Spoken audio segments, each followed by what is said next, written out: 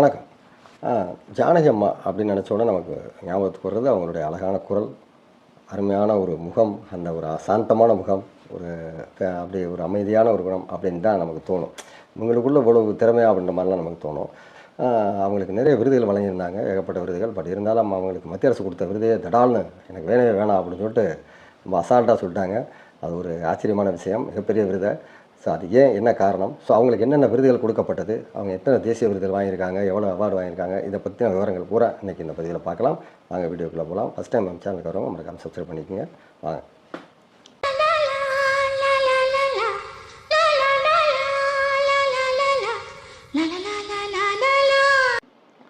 வணக்கம்.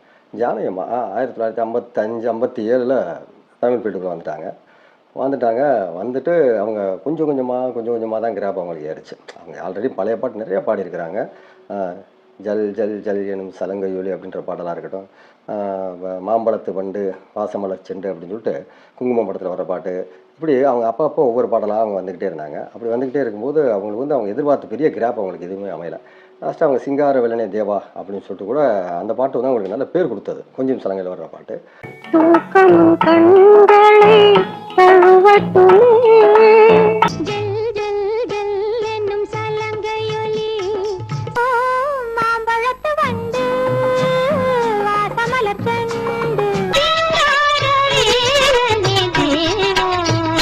ஸோ இப்படி வந்துக்கிட்டு இருக்க டைமில் தான் அவங்களுக்கு 69 சிறந்த பாடகி அப்படின்னு சொல்லி தேசிய விருது அறிவித்ததுக்கு சுசிலாமா வாங்கிட்டாங்க. ஸோ அதுக்கப்புறம் கிட்டத்தட்ட ஒரு 6-7 வருஷம் ஆயிடுது. 69 வாங்கினதுக்கப்புறம் ஒரு 6-7 வருஷம் கிடச்சி 16 வயதின படத்துக்கு செந்தூர பூவே பாட்டு பாடினதுக்காகத்தான் ஜானகி அம்மாவுக்கு முதல் தேசிய விருது கிடைக்குது.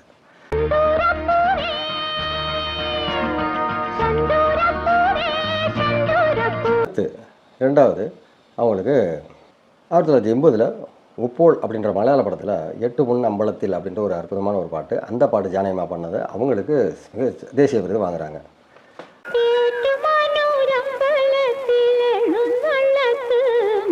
மூன்றாவதாக அவங்க வாங்குறது நம்ம சித்தாரா அப்படின்னு சொல்லி ஒரு தெலுங்கு படத்தில் வெண்ணிலோ கோதாரி அந்தமன்னு ஒரு அருமையான பாட்டு. இந்த பாட்டு நம்ம ஏற்கனவே தெலுங்கு பாட்டு சிறந்த பாட்டுகளில் அது வந்திருக்குது. ராஜா சார் மியூசிக்கு ரொம்ப அற்புதமாக இருக்கும்.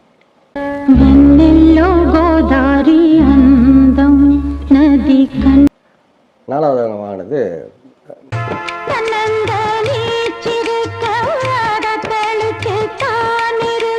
இது எல்லாருக்குமே தெரியும். இது 4மே தேசிய விருது வாங்கின பாடல். தமிழக அரசோட சிறந்த விருது அப்படின்ற விருதில் பார்த்தீங்கன்னா 1970 அவங்க நம்ம வீட்டு குழந்தைகள் அப்படின்ற ஒரு படத்துக்கு வாங்கியிருந்தாங்க.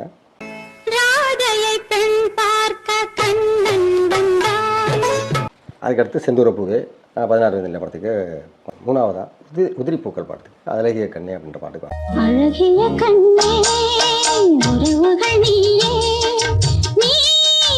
அதாவது ஜானகி அம்மாவை பொறுத்த வரைக்கும் அவங்க கிட்டத்தட்ட 57 அவங்க உள்ளே வந்துக்கிட்டே இருந்தாலும் அவங்களால சரியான கிராப் அவங்களுக்கு ஏறாது. ஒரு கட்டத்தில் இளையராஜா அப்படின்ற ஒரு இசைஞானி உள்ள நுழைஞ்சதுக்கு அப்புறமா தான் ஜானகி அம்மாவோட வாய்ஸ் ரொம்ப வெளியே தெரிய ஆரம்பிச்சது. ராஜா சாருக்கு அந்த கிராமத்து மண்ணின் மனம் சார்ந்த ஒரு குரல் தேவைப்பட்டது. அந்த குரல் ஜானகி அம்மாட்ட அப்படியே இருந்தது அப்படின்னு அவர் நம்பினார். அது அவங்களும் அந்த நம்பிக்கை நிறைவேற்றினாங்க தான் சொல்லணும். அன்னைக்கிளியில் அவங்கள பாட வைக்கிறாரு. அவ்வளவு பாட்டுமே ஹிட் ஆகுது.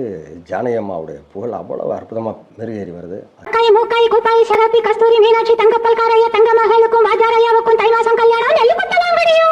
அடுத்து அவங்களை கையிலே பிடிக்க முடியல, அவ்வளோ பீக், அவங்க அவ்வளோ அட்டகாசம் பண்ணிவிட்டாங்க. இது அனைத்து கிட்டத்தட்ட 17 மொழிகளில் பாடியிருக்கிறாங்க. அவங்க 40,000 பாட்டுக்கிட்ட. ஒரு எப்படி சொல்லலாம்னா ஒரு ஆம்பளை எஸ்பிபின்னே சொல்லலாம், ஒரு பொம்பளை எஸ்பிபி மாதிரி அவங்க. அது எஸ்பிபியும் ஜானகி அம்மாவும் சேர்ந்தால் சொல்லே வேணாம், கலாட்டாவுக்கு பாட்டை சும்மா உழைச்சி எடுத்துருவாங்க. ஸோ அப்போ 4வது அவங்களுக்கு எந்த விருது கிடைக்கிது தமிழ்நாடு அரசு பார்த்தீங்கன்னா 3ஆம் முறை படத்துக்கு வாங்குறாங்க. பொன்மேனி உருகுதே அந்த பாட்டுக்குன்னு நினைக்கிறேன். அந்த படத்தில் அந்த பாட்டுக்கு அவங்களுக்கு கொடுக்குறாங்க.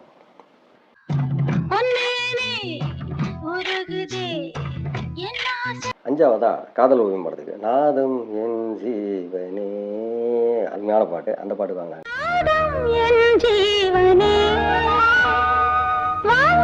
6ஆவதா சங்கமம் படத்துக்கு மார்கழி திங்களவா அந்த பாட்டு கொடுத்துருக்காங்க. இது 6 தான் இவங்க வாங்கின விருது, தமிழக அரசின் சிறந்த விருது. ஆனால் கேரள மாநில அரசின் விருது 11 விருது வாங்கியிருக்காங்க அவங்க. கேரளா மலையாள பாட்டு அம்மாவை பார்த்தோன்னே நம்ம என்ன நினைப்போம், ஜானகி அம்மா ஒரு மலையாளத்துக்காரங்க தான், அதை பார்த்தோன்னே அப்படி தான் தெரியுது அப்படின்னு தான் நினைப்போம். நிறைய பேருக்கு அப்படி தான் தோணும். எனக்கே அப்படி தான் தோணுச்சு, நானே அப்படி தான் நினச்சேன். ஆனால் பார்த்தா அவங்க வந்து ஆந்திராவை பூர்வீகமாக கொண்டவர்கள் அப்படின்றது தான் ஒரு ஆச்சரியமான விஷயம். பட் ஆனால் பாருங்கள், அந்த மண்ணின் மொழி அப்படின்னு சொல்லலாம். நம்ம மண்ணின் மொழி மலையாளத்தில் நீங்கள் அவங்க பாட்டை கேட்டாலும் சரி, தமிழில் அவங்க பாட்டை கேட்டாலும் சரி, கன்னடத்தில் கேட்டாலும் சரி, தெலுங்கில் கேட்டாலும் சரி, அவ்வளோ அற்புதமாக பாடியிருப்பாங்க. ஸோ கேரளாவில் அவங்களுக்கு வந்து 11 தடவை மாநில விருது வாங்கியிருக்காங்க. ஆந்திராவில் நந்தி விருது கிட்டத்தட்ட 6 தடவை வாங்கியிருக்காங்க. ஸோ இப்படி அவ்வளவு பாடல்கள் அவ்வளோ அற்புதமாக பாடி அவ்வளோ விருது வாங்கினவங்களுக்கு ஒரு சில பாடல்கள்லாம் நமக்கே தோணும், சரி இந்த பாட்டுக்கெல்லாம் கொடுத்துக்கலாம்ப்பா அப்படின்னு. அப்படி ஒரு 10 பாட்டு இருக்குது. நான் ஒரு 10 பாட்டு சொல்கிறேன். அது உங்களுக்கு பிடிச்சிருக்குன்னு நினைக்கிறேன். அந்த பாட்டை கேட்போம். அந்த பாட்டை நான் ப்ளேலிஸ்ட் பண்ணுறேன். அது அவ்வளோ அற்புதமான பாட்டு தான். ஸோ அது கூட அவங்க விருது கொடுத்துருக்கலாம். அவங்களுக்கு விருது வந்து கொடுக்குற அளவுக்கு விருதுக்கு தகுதி இல்லைன்னு தான் நான் நினைக்கிறேன். அந்த அளவுக்கு அவங்களுடைய அர்ப்பணிப்பான பாடல்கள்லாம் ரொம்ப அற்புதமாக இருக்கும். ஸோ அந்த வகையில் இப்போ உதாரணத்துக்கு எடுத்துங்க, உதிரி பூக்கிற படத்தில் அழகிய கண்ணே உறவுகள் நீன்னு ஒரு அருமையான சாங். இது அவங்க பாடினது தான். அதே படத்துலேயே ஒரு வயசான கிழவிக்கு அவங்க பாட்டு கொடுத்துருவாங்க. போடா போடா பொக்கே எள்ளு காட்டுக்கு தெக்கே அப்படின்னு சொல்லிட்டு அந்த வாய்ஸையும் பாருங்கள். அழகிய கண்ணே உறவுகள் நீயே, போடா போடா பொக்கே எள்ளு காட்டுக்கு தெக்கே. இது ரெண்டும் ஒரே ஆள் பாடணும்னா நம்பவே முடியாது. அது போக நிறைய குழந்தைகளுக்கும் பாடியிருக்காங்க. அதை பற்றி தனியாக வீடியோவே போடலாம். அது அப்புறம் போடுவோம். சரி, இப்போ நான் ஃபஸ்ட்டு எனக்கு பிடிச்ச ஒரு 10 பாட்டில் அந்த விருதில் பெற தகுதியான பாடல்கள் அப்படின்னு சொல்லிட்டு அந்த பாட்டை நான் சொல்கிறேன். கிழக்கே போகிறையில் பூவரசம்பு பூத்துருச்சு அப்படின்னு சூப்பர் பாட்டுங்க. அந்த ஒரு சின்ன பொண்ணு, வெடலை பொண்ணுன்னு வச்சுக்கலாம், ஒரு 14 வயசு 15 வயசு பிள்ளை. அந்த பிள்ளை அந்த ஒரு கடை வண்டி காமாச்சி வண்டின்னு சொல்லி அந்த கிராமமாக ஒன்றி போய் அப்படி சுற்றி அந்த கிராமத்தில் விளையாண்டு இது பண்ணுங்க பார்த்தீங்களா, அவ்வளோ ஒரு அற்புதமாக அந்த பாட்டை அமைச்சிருப்பார் நம்ம ராஜா சார். ராஜா சார் போட்ட பாட்டை அவ்வளோ அருமையாக அவங்க கொண்டாந்துருப்பாங்க ஜானகி அம்மா. அதுவும் பாருங்கள், அந்த படத்தில் ராதியா வந்து அந்த முதல்ல நடிக்கிற படம். அதில் முழுன்னு அந்த ஒரு பப்ளியாக ஒரு கிராமத்து முகமாக இருக்கும். ரொம்ப அற்புதமாக இருக்கும். பாரதிராஜா சார் அதை அவ்வளோ அற்புதமாக கொண்டாந்துருப்பார். அந்த பாட்டு வந்து அவ்வளோ அருமையாக உள்ள பாட்டு. இந்த பாட்டுக்கு விருது கொடுத்துருக்கலாம் எனக்கு தெரிஞ்சு.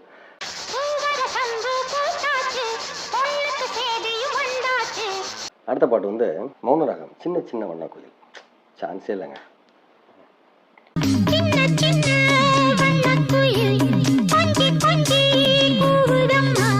இந்த பாட்டு கோபுரவாசல்.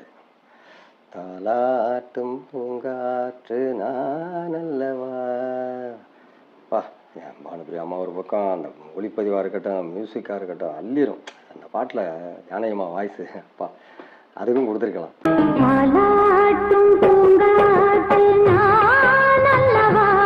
ஜானி காற்றில் எந்தன் கீதம் காணாத ஒன்றை தேடுதே வா, அவ்வளோ அருமையான பாட்டு. இந்த பாட்டு கொடுத்துருக்கலாம்.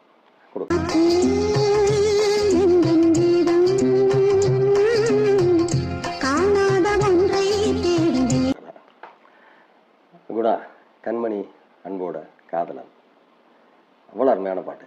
அந்த பாட்டுக்கு கொடுத்துருக்கலாம்.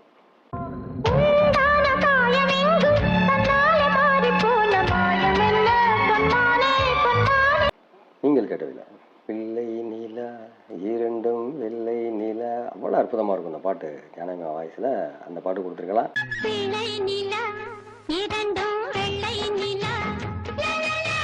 இந்த நான் சொல்கிற பாட்டு பூராமே நிறைய ஒரு பிளேலிஸ்ட்லேயே இருக்குங்க. அவ்வளோ அற்புதமான பாட்டு. அடுத்து கருத்த மச்சான். இப்போ ரீசெண்டாக கூட டியூடு படத்தில் வந்து கலக்கிச்சு பாருங்கள் அந்த பாட்டு. கருத்த மச்சான் அருமையாக அந்த இதில் அதே படத்துலேயே இன்னொரு ஜாலியான பாட்டு ஒன்று உண்டு, சிட்டான் குரு எனக்கு தானே அப்படின்னு சொல்லிட்டு. அது இதை விட இன்னும் சூப்பராக இருக்கும். பட் ஆனால் இந்த பாட்டு வந்து அப்படியே சொல்ல முடியாது. கிராமத்தில் உள்ள மனம் அவ்வளோ அற்புதமாக இருக்கும். அவங்களுடைய வாய்ஸ் அவ்வளோ இதாக இருக்கும்.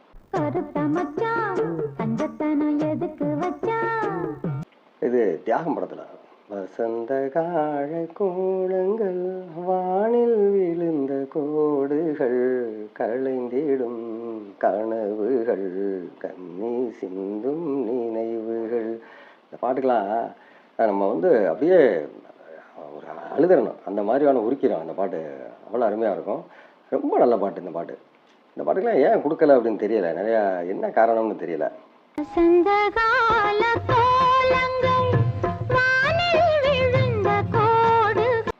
இது 75 அந்த டைமில் வந்த படம் தான். காற்றின் வருங்க இந்த படத்தில். கண்டேன் எங்கும் பூமகள் நாட்டியம் காண்பதில்லாமே அதிசயம் ஆனந்தம் காற்றினிலே வரும் கீதம், அவ்வளோ அற்புதமாக இருக்கும் அந்த பாட்டு.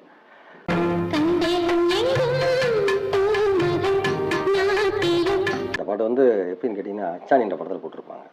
இந்த பாட்டை பாடி முடிச்சுட்டு வெளியே வரும்போது ரெக்கார்டிங் ரூம்லேயே அழுதுருக்காங்க ஜானகி அம்மா. வெளியே வந்து ரொம்ப ஃபீல் பண்ணி அழுத பாட்டு இந்த பாட்டுக்கு. மாதாவின் கோவிலில் மணி தீபம் இதில் உள்ள வரிகளாக இருக்கட்டும், இந்த கம்போசிங்காக இருக்கட்டும், அவ்வளோ அற்புதமாக இருக்கும் இந்த பாட்டு. பிள்ளை பெறாத அன்னை தாயானது, அவ்வளோ அருமையான வரிகள் அந்த பாட்டுக்கு. ஜானகி அம்மாவோட வாய்ஸுக்கு நம்ம இப்போ கேட்டால் நம்மளை அறியாமல் அப்படியே கண்ணீர் கரகரன்னு வந்துடுங்க. இப்போ இந்த மாதிரி பாடல்களுக்கெல்லாம் அவங்க கொடுக்கல அப்படின்றது எனக்கு வேதனை தான். இது என்ன ஆகிப்போச்சு, ரொம்ப நாள் கழித்து, கிட்டத்தட்ட எத்தனையோ வருடங்கள் கழித்து, இவங்க வந்து 57லேயே உள்ளே இருக்கிறாங்க அப்படின்னா 2013, அதாவது இவங்க நம்ம அரசாங்கத்தினுடைய ஒரு பெரிய விஷயம் என்னென்னு கேளுங்க, அவங்க வயசில் சாதிக்கவே மாட்டாங்க. அது வயசில் அவங்களுக்கு சாதனையாளர்களுக்கு வயசில் அவங்களை கௌரவப்படுத்துறதே கிடையாது. ஒன்லி கிரிக்கெட்டில் உள்ளவங்களை மட்டும்தான் அந்த வயசுலேயே கேள் ரத்னா அது இதுன்னு கொடுத்து அவங்கள இது பண்ணுறது. மற்றபடிக்கு பார்த்தீங்கன்னா இவங்களெல்லாம் கண்டுக்கவே மாட்டாங்க. ஏன்னா காசு வாங்கிட்டு தானே பாடுறாங்க அப்படின்னு கூட நினைக்கலாம். அப்படிலாம் கிடையாது. அது எப்படி சொல்கிறது, அனைத்து மொழிகள்லையுமே ஒரு 17 மொழியில் கிட்டத்தட்ட 40,000 பாட்டு பாடுறதுலாம் சாதாரண விஷயம் இல்லை. ஆனால் அவங்களுக்கு பாருங்கள், 2013 பத்மபூஷன் விருது கொடுத்தாங்க. மன்மோகன் சிங் ஆட்சியில் நினைக்கிறேன், காங்கிரஸ் பீரியடில். ஆமாம், அப்போ கொடுக்கும்போது அவங்க அதை மறுத்தாங்க, தில்லாக மறுத்துட்டாங்க. எனக்கு தேவையில்லை இந்த விருது, எனக்கு இப்போ லேட்டாக கொடுத்துருக்காங்கன்ற ஒரு விஷயமா இருக்கட்டும், என்னுடைய தகுதிக்கு இந்த விருது பத்தாதுன்றுச்சு அந்த அம்மா. ஒரே அடி அடிச்சிட்டாங்க தபான். எனக்கு பாரத ரத்னா கொடுக்க சொல்லுங்கள், வேணாம் வாங்க, இதெல்லாம் எனக்கு தேவையில்லைங்க, மக்களான நீங்கள் கொடுத்த விருதே போதும் அப்படின்ட்டு அவங்க ரொம்ப ரொம்ப கோபமாகவும் இல்லாமல் அப்படியே போல்ட்டாக பேசியிருக்காங்க அந்த வீடியோ. അവാർഡ് കൊടുത്തു, പത്മഭൂഷൺ കൊടുത്തു. പത്മഭൂഷൺ ഞാൻ റെഫ്യൂസ് ചെയ്തു. ഞാൻ വാങ്ങുന്നില്ല. ഭാരത് രത്ന കൊടുത്താൽ വാങ്ങാം, ഇല്ലെങ്കിൽ എനിക്ക് എന്താ അവാർഡ് ഇൻട്രസ്റ്റ് ഇല്ല. ഈ അവാർഡ്സുക്കായിട്ട് ഞാൻ പാടിയിട്ടില്ല. ഞാൻ പാടിയത് എൻ്റെ ഫാൻസുക്കായിട്ട് തന്നെ.